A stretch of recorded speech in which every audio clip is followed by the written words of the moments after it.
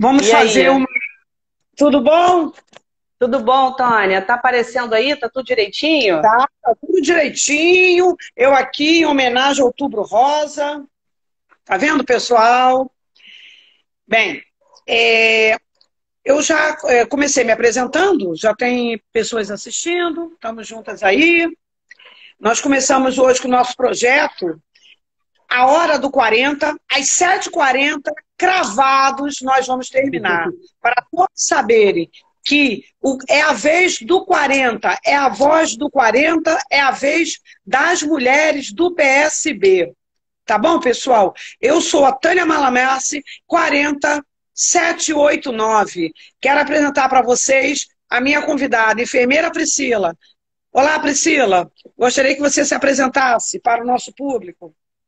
Olá, boa noite. Meu nome é Priscila Carvalho, eu sou enfermeira, sou especialista em micropolítica e gestão, trabalho e saúde. Sou candidata a vereadora em Niterói pelo partido PSB, junto com a minha querida amiga Tânia, e a gente está aí para somar, para transformar, para trazer propostas novas e concretas aí. Obrigada, Tânia. De nada, minha querida. Eu queria saber se o nosso público aí estão todos vendo as duas na tela? Estão, né? Então, Priscila, antes de começar a nossa live de hoje, eu gostaria de fazer, para mim, ela não está, mas para você ela está? Priscila sumiu, voltou a tela. Priscila, você tinha Não tem. desaparecido. Apertei o Voltou, botão voltou. aqui, gente, que eu não sei Ótimo, mexer. então, Priscila, se apresenta de novo aí para as pessoas verem seu rosto. Gente, boa noite. Desculpa aí o erro técnico. Meu nome é Priscila Carvalho, eu sou enfermeira, sou candidata a vereadora em Niterói pelo partido PSB. Estou junto com a minha amiga Tânia Malamassi. Estou aí para somar, para transformar, para a gente concretizar aí projetos para a nossa Niterói. Ótima, Priscila. Então, antes de nós começarmos a nossa live, nós vamos relembrar que esse mês de outubro, estamos no mês do Outubro Rosa. Então, o recado que eu vou dar é o seguinte: quanto antes, melhor. Outubro Rosa é um mês de conscientização sobre o câncer de mama. Então, é um movimento internacional de conscientização para o controle do câncer de mama. Esse movimento ele começou na década de 90, tá certo, pessoal? Então é importante que todas as mulheres sempre façam um autoexame, tá? Não deixem de fazer seu preventivo. Então, de acordo com a idade, que a Priscila daqui a pouco vai explicar para a gente, né? Qual a melhor idade para a mulher começar a fazer esses exames das mamas, tá? Se é com 6 meses, de 6 em 6 meses, ou de 1 em 1 ano. Cada caso é um caso, de acordo com a idade da mulher, correto? Correto, Priscila? Correto, Correto, né? Então, ela, correto. como é especialista, sendo enfermeira, que labora nos hospitais, então ela vai poder dar essa explicação melhor, tá bom? Então, fica aí a dica para todas as mulheres, não só no Outubro Rosa, mas durante todo o ano, procurem os serviços de saúde e cuidem da sua saúde. Não deixem de procurar o serviço médico. O município oferece toda a estrutura para as mulheres, tá bom? Priscila, eu queria que você falasse o seguinte para mim. Então você já se apresentou, né? Quem é você, tá? Por que ser candidata, Priscila? Por que você resolveu ser candidata? O que é que aconteceu na sua vida de especial que despertou para que você viesse esse ano como candidata a vereadora?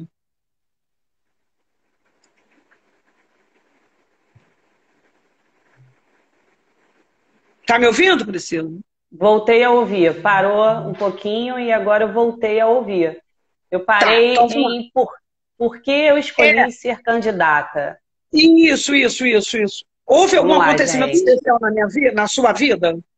Ah, houve vários, né? Assim, eu acho que o primeiro acontecimento especial são as modificações que acontecem na saúde, né? Porque quando a gente mexe com a saúde, tudo para, né, Tânia?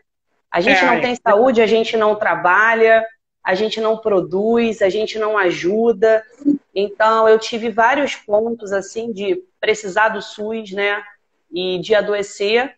E isso é a primeira motivação, porque quando a gente usa o Sistema Único de Saúde, né? A gente depende do poder público e a gente passa algumas situações que nos fragiliza, nos traumatiza, inclusive, porque quando a gente está deitado no leito, é muito delicado, né? Quando você recebe uma medicação, quando você recebe um tratamento, um diagnóstico. Então, essa foi, assim, uma primeira motivação, porque eu uso o SUS. O SUS é o meu plano de saúde, né? A segunda motivação foi na minha categoria profissional, tá? Que é a enfermagem, né? A questão da insalubridade do nosso trabalho, dos nossos vínculos trabalhistas, né? Das condições que são oferecidas, né? Muitas vezes trabalhamos sem insumos, sem materiais adequados, sem o quantitativo de profissional adequado para cuidar de um leito com 30, 40 pacientes, né? Um quantitativo reduzido de insumos, já falei, por exemplo, de fralda, dormitórios inadequados, enfim, tudo isso me motivou a fazer parte da política partidária e exercer o meu direito, assim, como pessoa, como profissional, e procurar fazer as leis, os projetos, né? Ter voz dentro da política. Eu sei que é difícil para a mulher, mas a gente está aí, né, para transformar. Foi isso que me deu força, né? Eu sou mãe solo, né, Tânia? Você sabe disso. Então está sendo um desafio para mim, mas eu estou satisfeita, estou confiante. Vamos avante. Então, Priscila, você sabia que as nossas histórias se convergem na questão da saúde. Eu, como você sabe, eu sou advogada, tenho 59 anos, sou mãe de 4 filhos, 2 netas, sou da Comissão de Direitos Humanos da OAB do Rio de Janeiro, sou casada. E no ano passado, eu tive uma situação muito ruim também, uma experiência, vamos dizer, ruim com o Sistema Único de Saúde. Não por culpa do sistema, mas por culpa de porque meu telefone está tocando, desculpem. Eu não coloquei no modo avião.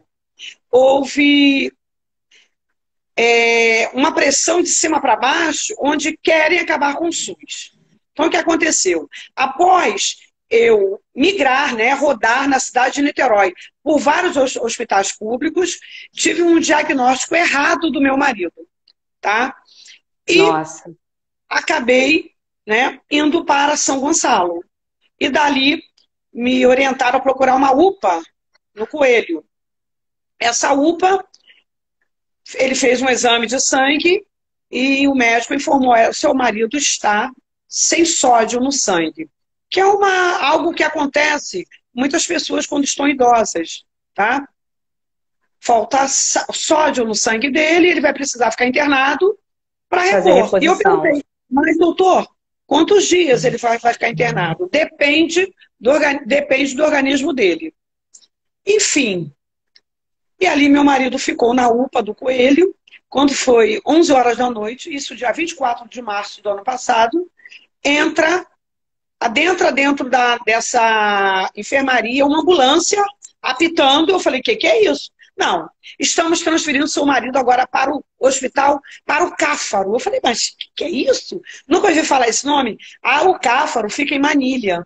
E eu, desesperada, moradora de Niterói, contribuinte de Niterói, vou parar em São Gonçalo e daqui a pouco vou para Manilha. Falei: ué, como é que é? Vai para o Cáfaro? E lá fomos nós.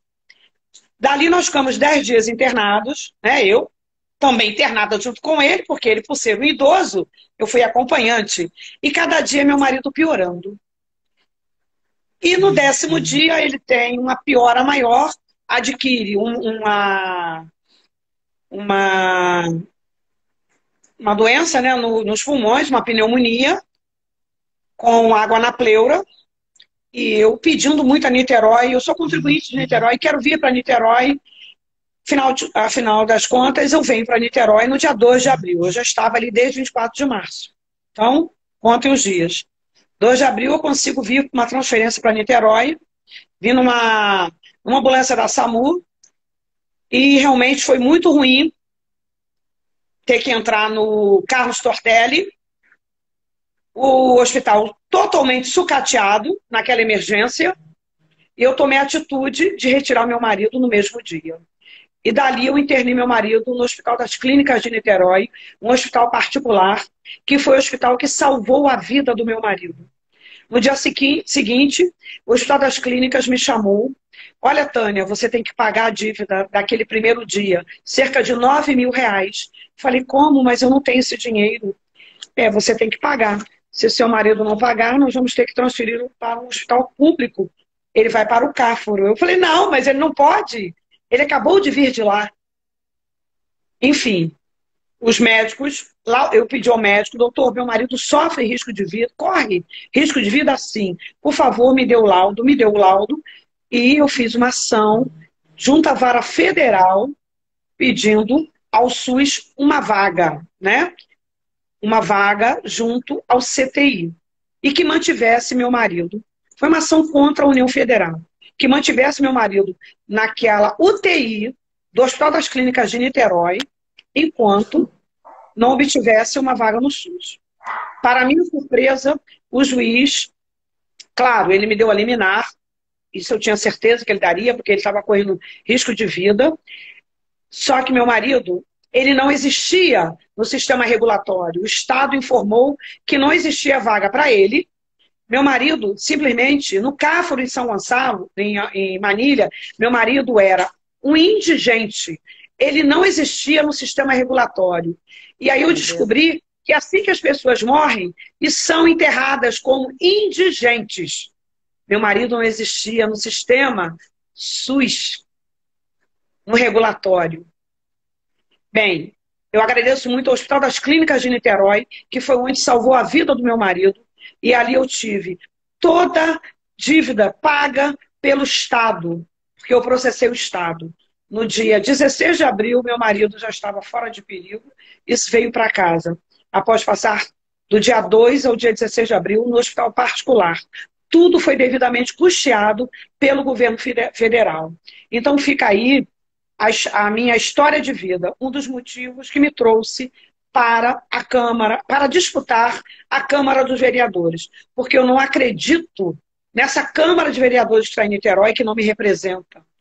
Se nós mulheres não nos unirmos, nós ficaremos entregues à própria sorte, à morte, a nossa morte, a morte dos nossos entes queridos. Precisamos sim nos levantar contra os péssimos administradores, o sucateamento do SUS. Isso não pode ocorrer.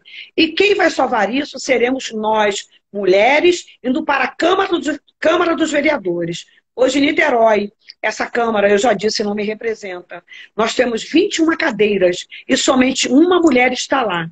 Somos 52% de mulheres, de eleitoras do sexo feminino. Porém, somos minoria na representação nos postos de comando e nos postos de poder. É isso que eu quero. Eu quero estar ocupando essa vaga para transformar a cidade de Niterói, ter um ótimo serviço público, principalmente na saúde. Fica a minha experiência aí, do que aconteceu comigo. Quem quiser pode acessar na Vara Federal o meu processo, o processo que eu ingressei contra o Sistema Único de Saúde, União Federal. E tudo foi custeado pelo Estado. Foi pago ao Hospital das Clínicas. Tá? Se meu marido está vivo hoje, eu agradeço, tá? Aos médicos do Hospital das Clínicas. Porque se ele estivesse no Sistema Único de Saúde, infelizmente, da forma que está sucateada, ele teria morrido ano passado. Tá bom? Então, Tânia, posso pegar a tua fala aí e pontuar algumas falhas no processo de trabalho no Sistema Único de Saúde.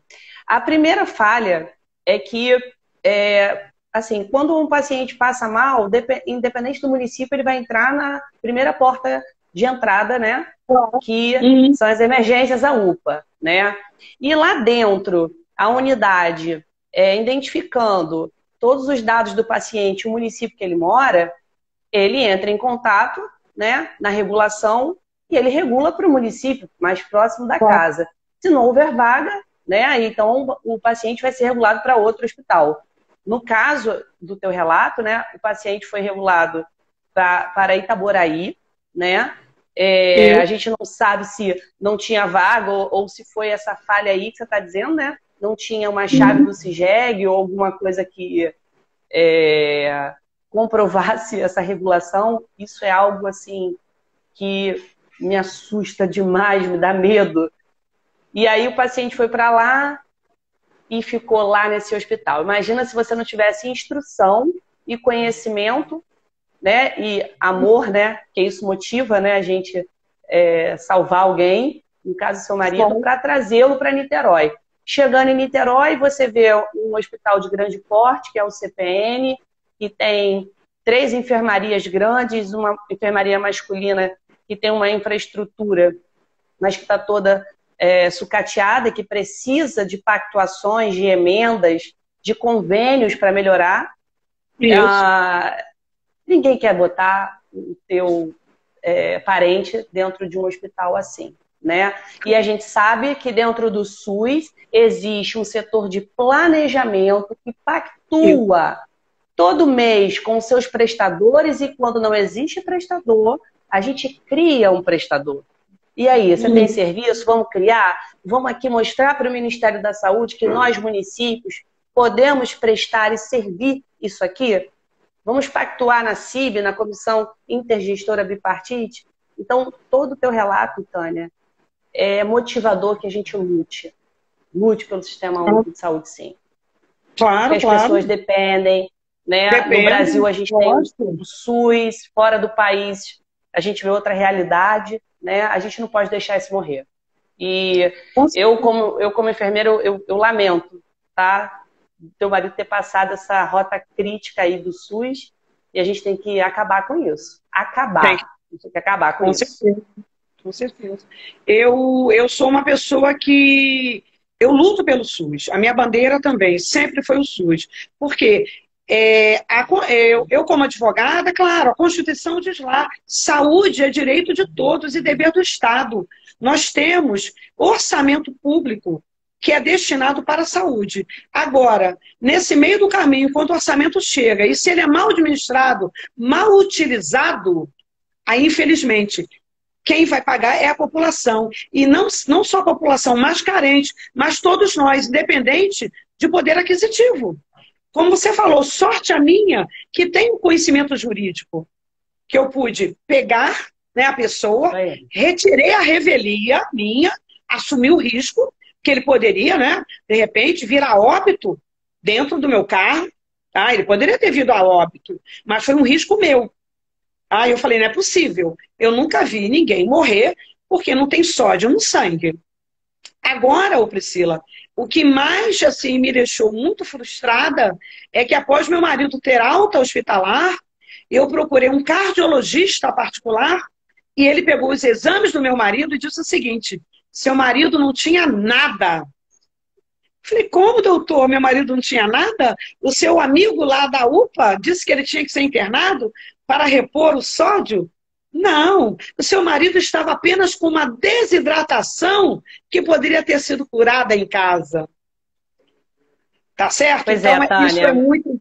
Aí você entra na questão dos profissionais de saúde, daquela questão que a gente faz o juramento, né? Quantas pessoas estão dentro desse sistema de saúde que tem o compromisso sério com a pessoa. O maior patrimônio do ser humano é a vida. É a vida. Eu, como advogada, o maior patrimônio também do meu cliente é a vida dele e o patrimônio dele material. Porque se eu errar, eu recebo representação na ordem. Como que esses médicos podem também ter erro de diagnóstico? Você entende? Então, eu acho que É. alguma coisa está errada. A qualificação Tânia, desses profissionais tem que ser mudada. Priscila, você que isso, trabalha olha, nessa área.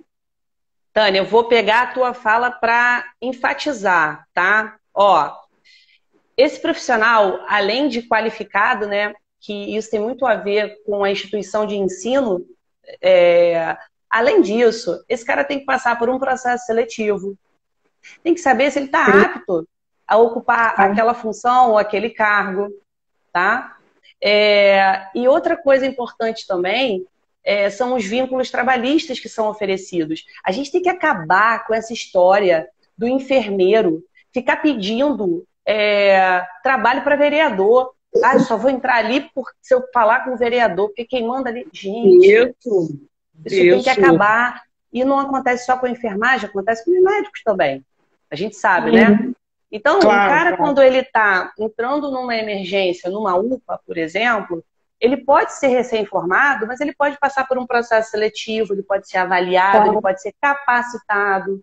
De repente, o cara não sabe fazer um eletrocardiograma, não sabe interpretar um eletro, Tânia. Isso acontece. O cara é acadêmico, chegou ali, mas ele vai ser capacitado, ele vai ser preparado para assumir aquele plantão. E não simplesmente jogado para receber 5 mil, 6, 7, 8, seja lá quanto, né, que eles oferecem, e atender um paciente e diagnosticar de qualquer maneira. Você vê, o teu marido precisava de uma reposição de sódio. Às vezes, uma reposição de sódio a gente faz numa medicação, numa sala vermelha, seja lá. E aí, ele bem orientado, com uma boa anamnese, né, com uma equipe médica, com uma liderança médica ali, fecha o diagnóstico e libera o paciente. Agora, você não tem um médico capacitado, uma liderança, um diretor, um plantonista, uma rotina. Como é que funciona esse hospital? É verdade. A gente tem que encerrar essa história, né? E começar a botar a gente capacitada. Verdade. Priscila, vou te perguntar, para quem você quer ser candidata? Nossa, tenho muita resposta para essa pergunta, Tânia. Mas vamos lá, deixa eu tentar ser objetiva.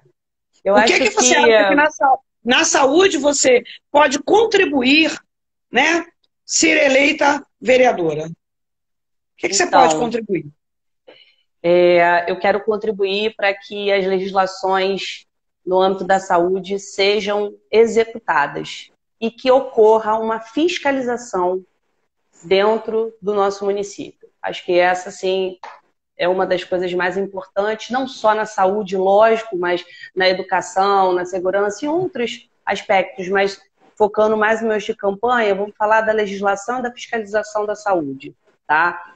Para que a gente evite esses episódios, eu estou lendo aqui, Tânia, embaixo, olha, alguém escreveu, a Drica73, tá? Dizendo, meu sogro teve diagnóstico de gases e chegou em casa, morreu de infarto. Olha, veja que isso é um clássico, né? É um clássico de emergências abertas no SUS e simplesmente jogam os profissionais. Não sabe se a pessoa está preparada para fazer uma anamnese e um diagnóstico. Então, é para isso que eu quero vir como vereadora, para a gente fiscalizar, para a gente implementar, para a gente ter um feedback daquilo que é direito do povo, que é segurança clínica, é sair de uma unidade pública do nosso município de Niterói e dizer assim, fui muito bem atendida. Desde a entrada, o acolhimento, a classificação de risco, a medicação e a minha alta. É para isso que eu quero, Tânia. A gente não pode permitir mais essa matança coletiva que está no Sistema Único de Saúde. Então, novamente, eu posso te afirmar que nossos pensamentos se convergem. Que bom, né? Que as mulheres, nós pensamos muito parecido mesmo. Eu, se eleita for, eu quero fiscalizar também. Quero fiscalizar o bom uso do dinheiro público. Quero propor leis que visem a inclusão do cidadão. Vou te dizer, Priscila, em 2018, eu viajei para Porto Alegre. E lá em Porto Alegre, nós tivemos um amigo que teve um episódio onde ele passou mal em Porto Alegre. Olha, foi muito, eu achei assim, uma eficácia, né? Eficácia ou eficiência. lá na Constituição nós falamos, artigo 37, né, sobre a administração pública, que os princípios da moralidade, da eficiência, da legalidade. Esse princípio da eficiência foi o último que foi aprovado, por quê? Veja bem, olha que bacana. Essa pessoa passa mal na porta de um hotel, teve uma convulsão, ligamos para a SAMU, era um amigo nosso, ligamos para a SAMU chegou em 5 minutos em Porto Alegre, ele foi levado, tinha um enfermeiro, eu não me recordo se tivesse um médico, não. Era um enfermeiro que estava na SAMU. Não era nem um médico, você acredita? Mas um enfermeiro super competente, assim como você, tá? O enfermeiro, ele já olhou logo, e essa pessoa está desidratada. Dali já deu os primeiros socorros, levou na ambulância. Meu amigo ficou internado aquele dia todo. No final da tarde, já havia se recomposto, fez todos os exames. Ao sair dali, levamos o nosso amigo com a receita e dentro desse hospital tinha a farmácia para ele pegar todos os medicamentos necessários após a alta. Olha que lindo! É isso que eu quero fazer em Niterói. Transformar esse Niterói, esse serviço nosso público, que ele seja eficiente, que ele atenda o cidadão desde o primeiro atendimento, a sua internação e a sua saída do hospital, que ele saia com uma bula e pegue esse medicamento na hora para se tratar em casa. Isso eu quero trazer para Niterói. Eu vou lutar para que essas leis também sejam realmente praticadas. O cidadão contribuinte, seja de Niterói ou não, foi atendido aqui. Ele tem direito a sair medicado com a receita na mão e ir para casa. Porque isso aí, nós temos os nossos hospitais com as prateleiras cheias de medicamentos e não podem estragar. Outro dia, a moça que trabalhou na minha casa ano passado teve pneumonia. Eu disse para ela, olha, quando ela me falou de sintomas, eu falei, ó, você está com pneumonia. Nós fomos um atendimento aqui em Niterói, simplesmente ela saiu com uma receita de quase R$300 para comprar. Como uma pessoa que ganha um salário mínimo pode adquirir medicamentos de R$300? E era aquele amoxicilina, clavulato, com mais não sei o quê. Eu peguei essa pessoa, fui com ela numa farmácia do Serviço Público de Niterói e pedi, você tem esses medicamentos? Eles só tinham a dipirona, Alegra, que é baratérrimo, né? E eu perguntei, e esse medicamento aqui? Que custava quase R$300, que ela tinha que tomar, acho que durante 15 dias. Ah, nós não temos, só temos a amoxicilina comum. Perguntei, como é que um médico do município de Niterói passa o remédio mais caro e na farmácia do município não tem esse remédio? Então isso eu quero mudar. Se o médico pediu esse medicamento mais caro, o almoxarife, o comprador do município, tem que adquirir esse medicamento, amoxicilina com claviculato, Clavulanato, Tânia. É uma medicação cara. Então, por que Niterói não fornece o medicamento? Então, oriente aos seus médicos que passem o medicamento que tem na farmácia. Ou então, me dá esse medicamento aqui. O paciente vá numa farmácia popular e o município de Niterói banque esse medicamento, Medicarinho Bali. Não tem na farmácia do hospital, a farmácia popular tem que ceder esse medicamento para o tratamento dessa pneumonia. Tá? E assim foi com ela, e assim tem sido com várias pessoas que muitas vezes batem aqui na minha porta para pedir, dona Tânia, a senhora é presidente da Associação de Moradores, a senhora poderia me ajudar? Aí muitas vezes a gente tem um medicamento em casa que não utilizou todo, um vidro ainda cheio, e cede. Ou muitas vezes nós fazemos uma vaquinha e compramos o medicamento para a pessoa, porque foi pedido esse medicamento mais caro. Você concorda comigo que o município tem que fornecer? Então, para isso, nós temos que criar leis. Leis. É tão fácil criar uma lei dessa. Como que os vereadores em Niterói não propõem uma lei para ajudar o cidadão? Me diga.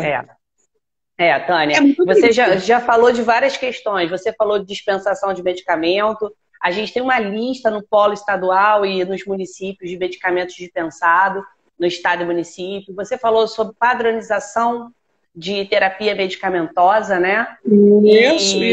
Que é uma coisa até complicado para o profissional médico. Não, veja bem, não estou defendendo, não, mas é difícil porque às vezes o município não tem, né? Que é isso aí, o município não dispensa, porque não está lá no rol de dispensação. A gente não tem uma lei que inclua essa medicação na dispensação. E ele vê o diagnóstico do paciente, entende que de repente ele tem uma resistência ali bacteriana e precisa passar o fármaco adequado, né? Mas o fármaco adequado para aquela situação não é compatível com a realidade social daquela pessoa. Pois né? Então, isso tem que também acabar, porque é muito difícil, é muito triste ver um paciente saindo com uma receita na mão e ele não sabe como é que ele vai comprar aquele remédio. E aí muitas vezes ele... Da caridade dos outros.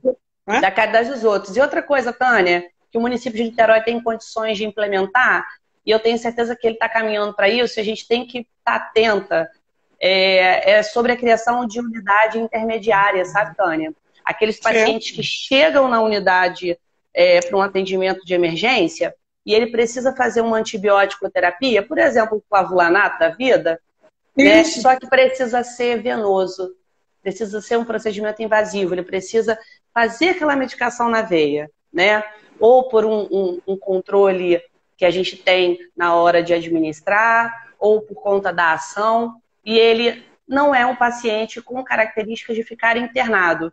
E a unidade intermediária, ela tem essa cara de atender o paciente que precisa fazer a medicação, ele vai lá, faz e volta para casa. No outro dia ele vai lá, recebe de novo medicação até que acabe aquela prescrição, né?